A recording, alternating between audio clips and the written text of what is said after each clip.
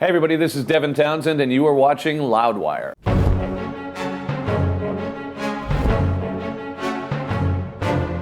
Hey everyone, Graham from Loudwire here, and it's Wikipedia Fact or Fiction time with Devin Townsend. Thank you so much, man, for coming. You're welcome. Thanks for having me. Oh, anytime. I appreciate it so much. Now, went through your Wikipedia page, a bunch of stuff on there. You can confirm, deny, and elaborate if you choose. I am so ready. All Bring right. it. First of all, Devin Garrett Townsend. My middle name is truly Garrett. With one T? Two T's. Two T's, yeah. All right, there we go. I think. Oh, whatever. Actually, just give me a second. Okay. I never use that name. I think it's two T's. Let's see.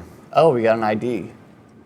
Two T's, yes. 2 T's, all right. Yeah. The ID is right, Wikipedia is Ding. wrong. All right. It says you first picked up the banjo at age 5 and began playing guitar at age 12. Yeah. That's true.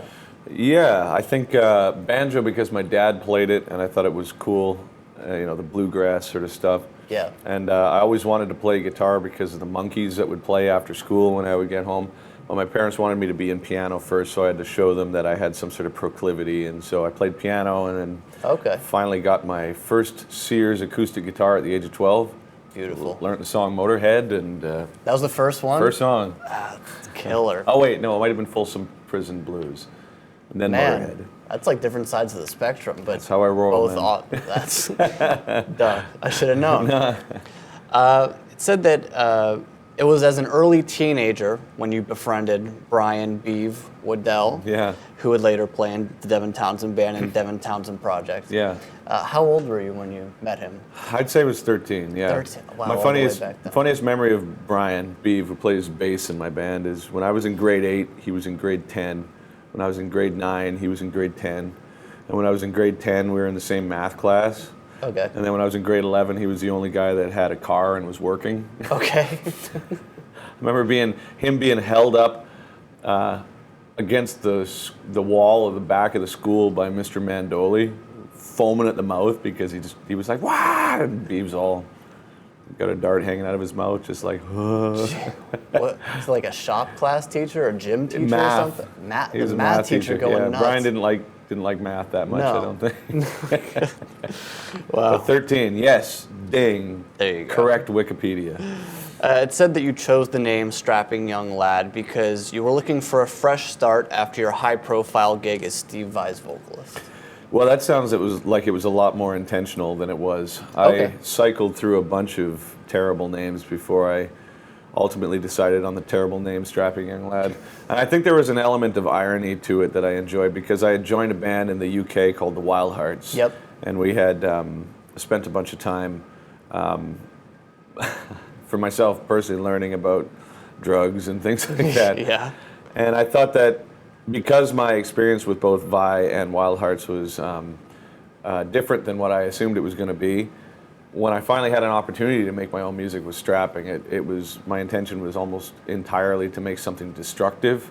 So I thought that the name Strapping Young Lad would be like Antithesis of that yeah, like almost. a type of irony, Yeah. right? Not even Alanis Morissette irony, but like No, actual irony. Actually irony, Actual yeah. irony.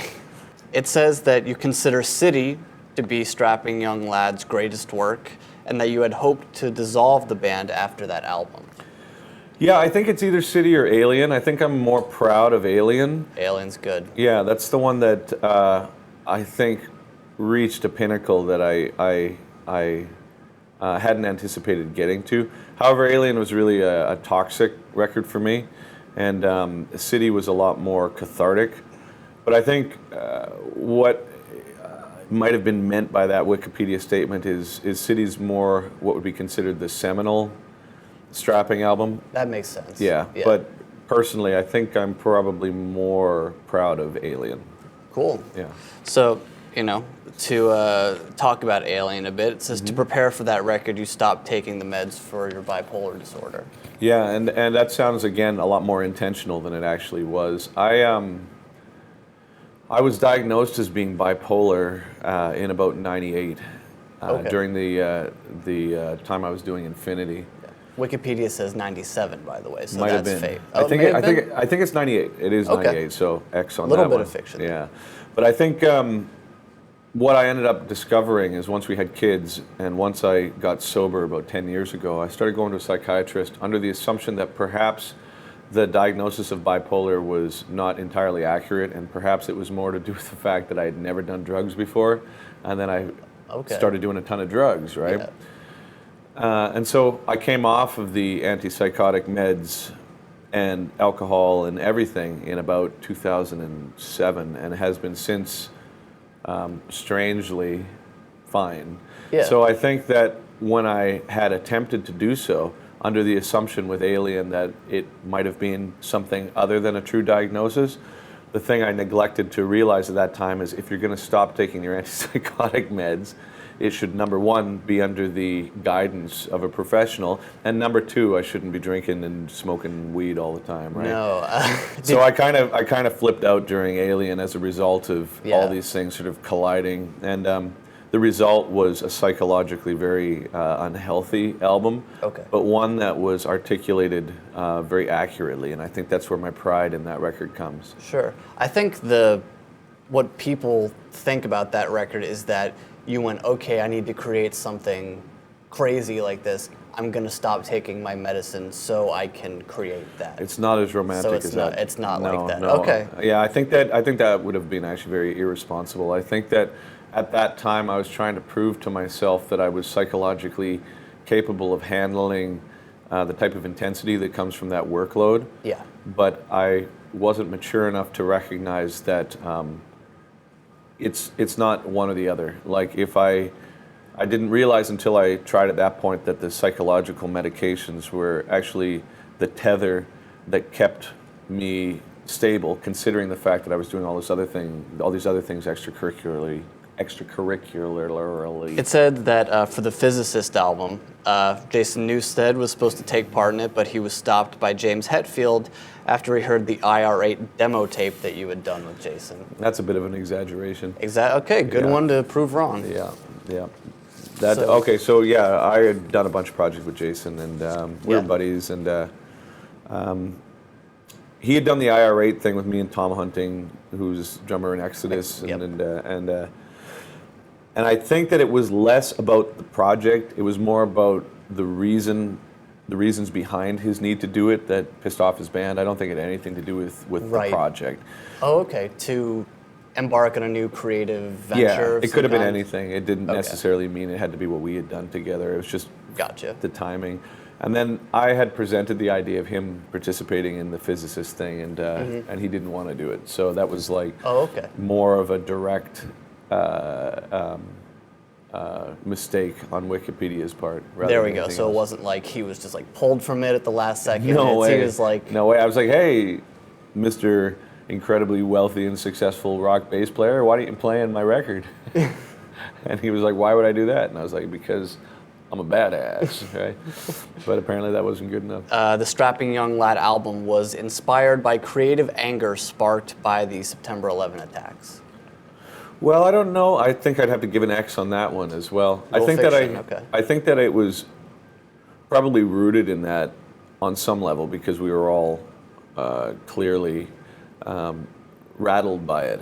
Mm-hmm. But I think at the same time, strapping in general, it took me many years to recognize that I think I didn't understand anger. I think when I was a kid, I wasn't encouraged to express anger in a way that was healthy. And in a sense, the whole emotion of anger became vilified for myself and my sister and family in general for whatever external reasons. Okay. And so as a result of that, when I grew up, anytime I'd see an overt display of aggression, my first reaction to it was just fear. Like I didn't understand it. And so when it came time for strapping, it took me 5 records to recognize that what I was trying to do is reflect it.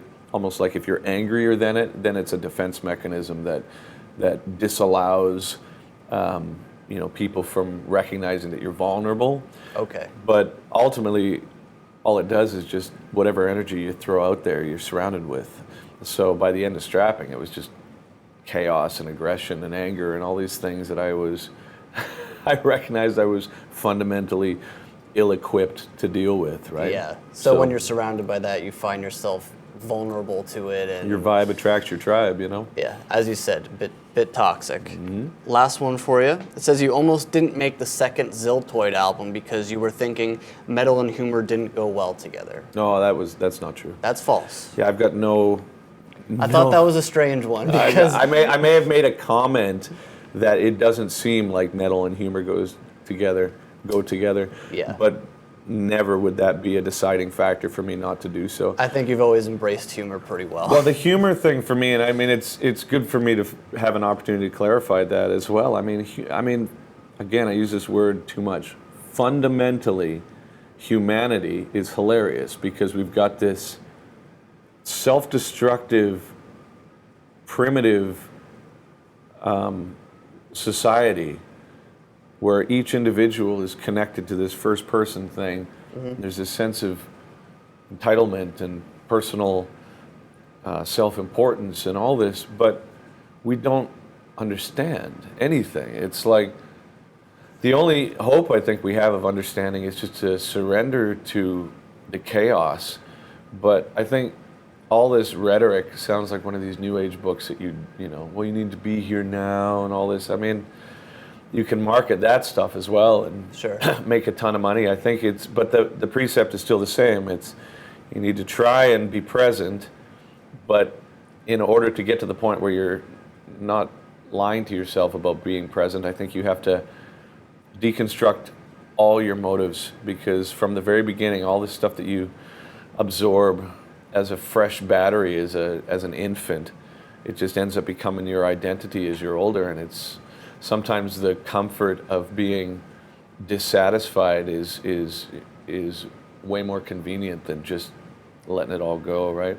And I certainly haven't let it all go, but perhaps by making these records, you're just peeling away the layers, and at the end of it, who knows what you are, you know? Sure. Oh, I'm old, right? It's about it in the end, right? Yeah, all it's really about is coffee and friends and Always family, right? coffee. Yes, Yeah. absolutely. I want to thank you so much for playing our game today. Thanks for having me. Oh, always. Transcendence is available now. Pick it up. A beautiful record. Thanks for the interview, guys. Yes. Devin Townsend. Right on, buddy.